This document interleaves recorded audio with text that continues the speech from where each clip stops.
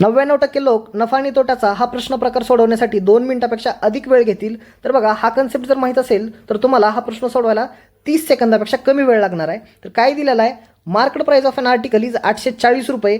A shopkeeper gives a discount of 15% on the market price and still makes a profit of 19%. What is the cost price of an article.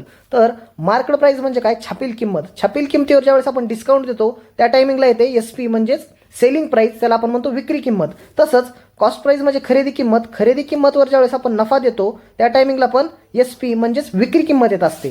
तर 840 रुपये ही market price आहे आणि त्याच्यावर 15% discount दिले. 15% म्हणजे 3/20 आणि 15% discount देणे म्हणजे गुणुले 17/20 करावं लागेल. बरोबर, 0ला 0 कॅन्सल झालं, 2 जर भाग दिला तर 42 आलं. 42 गुणिले 17 जर केलं, 17 दोन्ही 34ला 4, हातच्याले 3, 17 चोक 68 आणि 3 71. तर 714 रुपये ही सेलिंग प्राइस आहे. तर ही सेलिंग प्राइस काय आहे, कॉस्ट प्राइसमध्ये ज्यावेळेस प्रॉफिट मिक्स केलं त्यावेळेसची व्हॅल्यू आहे ही सेलिंग प्राइस. म्हणजेच बघा, कॉस्ट प्राइस ही 100 रुपये असते प्लस 19% प्रॉफिट म्हणजेच 119%ची व्हॅल्यू आपल्याला 714 दिलेली आहे. आणि विचारलेलं काय आपल्याला, कॉस्ट प्राइस म्हणजेच खरेदी किंमत म्हणजेच 100%ची व्हॅल्यू आपल्याला विचारलेली आहे.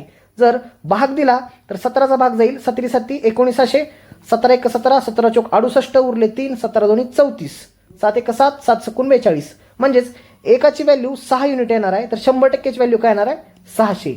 जर व्हिडिओ आवडला तर लाईक करा आणि चॅनलला सबस्क्राईब करा.